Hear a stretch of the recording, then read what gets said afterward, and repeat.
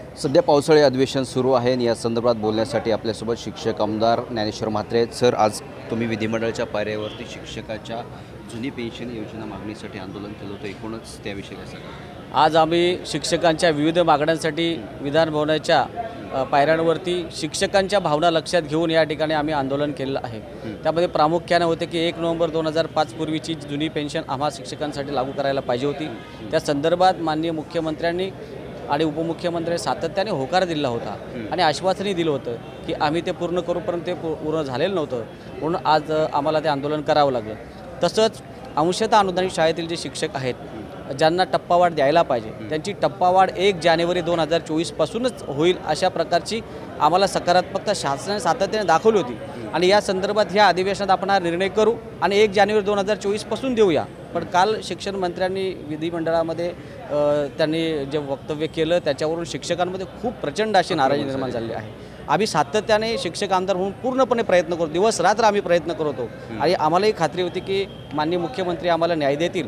पण कालच्या वक्तव्यावरून असं लक्षात आलं की डिसेंबरमध्ये हे अनुदानाचा वाढीव टप्पा देणार आहेत। तर मला पूर्ण विश्वास आहे, अजून मला विश्वास आहे की माननीय मुख्यमंत्र्यांना आज भेटून त्यांना विनंती करून की हे अनुदान जे आहे जे आम्हाला मागचा 2022चा एक टप्पा दिला होता, त्यानंतर 23ला देणं गरजेचं होतं, ते 23ला नाही दिलं। पण किमान आता या आर्थिक अर्थसंकल्प जे आपलं जे होतं म्हणजे आर्थिक वर्ष होतं 1 एप्रिल तेव्हापासून तरी द्यायला पाहिजे किमान, अशी आमची मागणी आहे आणि त्यासाठी आज आम्ही या ठिकाणी आंदोलन केलं आहे। त्याचबरोबर अन्य मागण्या होत्या, अर्धवेळ शिक्षकांना पूर्णवेळ करणं, 78 महाविद्यालयांना अनुदान देणं, त्याचबरोबर दिव्यांग शाळा आहेत त्यांना 100% अनुदान देणं, 135 आश्रमशाळा आहेत त्यांना अनुदान देणं, त्याचबरोबर समग्र शिक्षामधल्या अभियानातले काही कर्मचारी आहेत त्यांना कायम करणं, अशा विविध मागण्या आहेत। आश्रमशाळेची वेळ पूर्वत करणं, अशा विविध मागण्यांसाठी आज आम्ही या ठिकाणी आंदोलन केलं आहे। शिक्षकांच्या भावना लक्षात घेऊन आम्हाला या ठिकाणी आंदोलन करावं लागलं आहे आणि निश्चितपणे या आंदोलनाची दखल माननीय मुख्यमंत्री एकनाथजी शिंदेसाहेब, उपमुख्यमंत्री देवेंद्र फडणवीस साहेब आणि उपमुख्यमंत्री अजितदादा घेतील आणि शिक्षण मंत्री दीपकजी केसरकर साहेब पण घेतील आणि आम्हाला आणि आमच्या शिक्षकांना न्याय देतील असा विश्वास आहे। तुमच्या आंदोलनाचा आणि मुंबईतील आझाद मैदानावरती महाराष्ट्रभरामधून जे शिक्षक आले त्यांच्या आंदोलनाचा फटका सरकारला बसेल?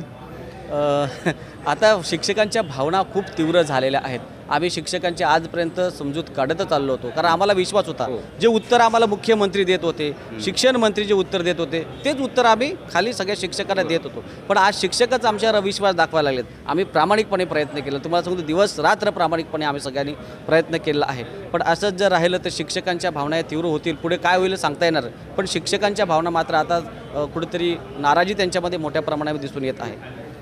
धन्यवाद। हे होते शिक्षक आमदार ज्ञानेश्वर म्हात्रे। मी गुणवंत दांगा, DRV न्यूज, मुंबई।